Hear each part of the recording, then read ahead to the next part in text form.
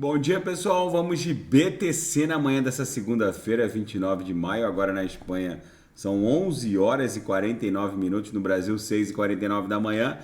Gente, a BTC aqui no 4 horas fez explodir a nossa acumulação triangular de forma ascendente e travamos exatamente no cume da nossa figura triangular. A gente fez a máxima na madrugada em 28.447, que coincide aqui, ó, com o cume da nossa figura triangular. Então agora a gente está formando um pullback, aquela nossa onda 2 que a gente havia prognosticado. Já já a gente vai explodir numa subonda 3 até o patamar de 30 mil.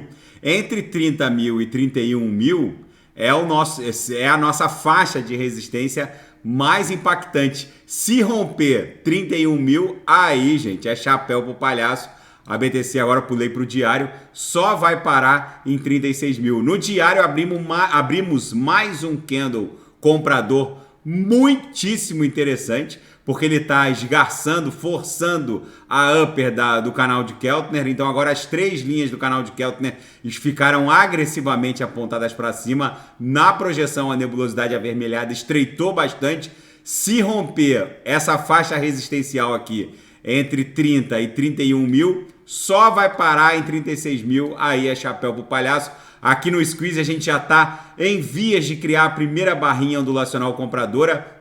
No histograma, no RSI, no histograma do MACD, a gente já está na terceira barrinha da amplitude ondulacional compradora. A exponencial curta cruzou forte de baixo para cima contra a lenta. Ambos os indicadores estão migrando forte para a banda superior da métrica. Então vem uma pernada impulsiva muito interessante. Se romper 31 mil, só para em 36. No intraday a BTC tá bonita, tá bom de trade hoje, bate na lower, acumula, chegou a se aproximar da VWAP, buscamos de novo a segunda lower, já a BTC vai voltar para a VWAP no patamar de 29.100. Eu vou encontrar um ponto seguro para ofertar os sinais no copy trade e na sala de sinais. Ontem todos os sinais, tanto no copy trade quanto na sala, fecharam no gain com lucro no bolso dos assinantes. Na seara fática, o JP Morgan e outros grandes bancos que seriam muito grandes para falirem,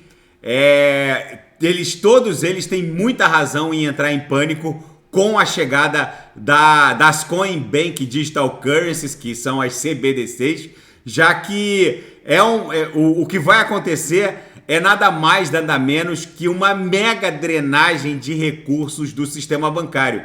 Os bancos vão entender o que é a desintermediação da economia. Para pagar um boleto ou fazer uma transferência, os usuários simplesmente vão se valer dos seus public addresses. No Brasil, muito provavelmente, os public addresses de cada usuário vai ser o número de CPF, que vai ser o address pelo qual eles vão receber as CBDCs, o real digital, que vai rodar na blockchain do Banco Central do Brasil.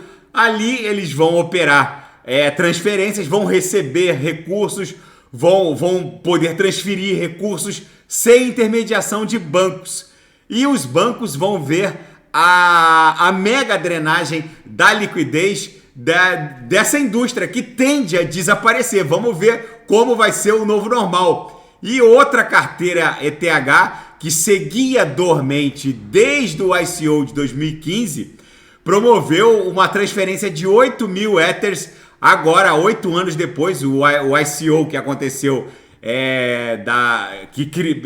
que lançou, né, por assim dizer, a ETH, aconteceu por meio dos addresses da BTC. Para quem não sabe, o ICO da ETH aconteceu em 2015, era preciso registrar um public address de BTC junto à página do ICO, e com base nesse public address da BTC era gerado um public address da ETH derivado, e com base nesse public address o usuário recebia os Ethers, a ETH. E foi assim que esse usuário recebeu 8 mil ETHs, pagando 31 centavos de dólar por cada ETH. Hoje isso dá mais ou menos uns 14 milhões de dólares, e ele promoveu a transferência agora. Já é a segunda carteira, é uma movimentação interessante. Muitos public addresses estavam meio que dormentes e agora começam a se movimentar.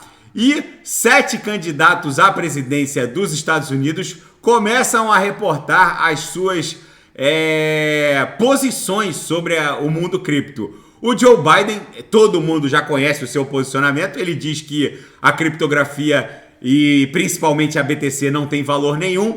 O Donald Trump diz que não é muito fã de BTC, mas não é considerado um inimigo da indústria cripto, por assim dizer. O Ron DeSantis, que é o governador da Flórida, diz que vai defender a BTC e a indústria criptográfica. Ele disse que a Bitcoin, principalmente, precisa ser protegida dos anticriptos.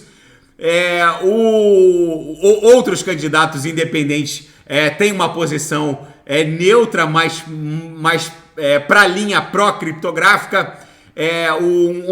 Um CEO de uma indústria farmacêutica e fundador, o Ramaswamy, diz que a BTC precisa ser regulamentada, mas não como um valor mobiliário. É um candidato independente.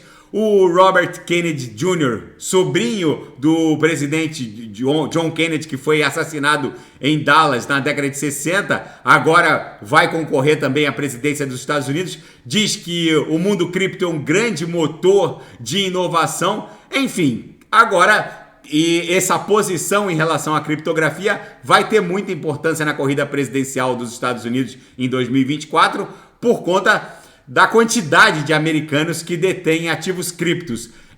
Mais da metade dos adultos norte-americanos já possuem algum tipo de investimento criptográfico. Na seara geopolítica e finanças internacionais, Biden e McCarthy expressam muita esperança na aprovação do acordo para o aumento do teto do endividamento, que vai ser levado ao plenário da Câmara Federal. Estados Unidos, Japão e Filipinas realizam exercícios militares em meio a tensões com a China. Os exercícios trilaterais serão realizados no mar da província de Bataan, das Filipinas, muito próximo do mar da China Meridional. Vamos ver como isso vai se desdobrar. E o Brasil virou peça-chave na libertação do jornalista norte-americano do Wall Street Journal, Evan Gershkovich. O Brasil inesperadamente virou uma peça-chave para a libertação do jornalista norte-americano. Autoridades brasileiras e norte-americanas dizem que um estudante fake de nome Sergei Gerkasov se passou por um estudante brasileiro sob o nome de Vitor Miller Ferreira em Washington para promover espionagem contra o Ocidente em nome da Rússia. Natural do enclave de Kaliningrado, Gerkasov, de 37 anos, foi preso no ano passado em São Paulo e condenado pela Justiça Brasileira a 15 anos de prisão por falsificação e uso de identidades falsas. A decisão do Brasil foi apelada pela Procuradoria da República, que quer mais tempo de condenação. Nesse meio termo, a Rússia pediu a extradição dele, de Gerkasov, dizendo que ele seria procurado por acusações de tráfico de drogas e armas. A Suprema Corte do Brasil concordou condicionalmente em 17 de março em enviar Gerkasov para a Rússia depois que todas as investigações brasileiras sejam concluídas. Porém, em 24 de março, os Estados Unidos revelaram suas acusações contra Gerkasov e requereram também a extradição dele. E aí, em 29 de março, as forças russas detiveram o Evan Gershkovich, o jornalista americano, e aí as peças começam a se encaixar. Na verdade, a detenção do jornalista americano era só uma moeda de troca que os russos estariam criando para poder reivindicar o estudante fake detido no Brasil, que se encontra preso em São Paulo, o Cherkasov. Ou seja, agora os Estados Unidos querem o Cherkasov, o estudante fake, que na verdade era natural de Kaliningrado, detido em São Paulo. E a Rússia, nesse meio tempo, acabou detendo o Evan Gershkovich, o jornalista americano, que estava a serviço do Wall Street Journal. E agora o Brasil é peça-chave para poder libertar o jornalista norte-americano. Enfim, gente, a BTC aqui no semanal desenhou um candle comprador muito interessante. A gente está oficialmente encerrando essa sequência de candles vendedores aqui no semanal, abrindo um candle comprador com um corpo real já bem robusto. Então, se a gente romper com força 31 mil, aí só para em 36 mil, é chapéu pro palhaço. Daqui a pouco eu volto, vou fazer a ADA XRP Shiba Inu Binance Coin. E quem quiser sugerir alguma análise, é só colocar nas mensagens abaixo. Grande abraço, até daqui a pouco.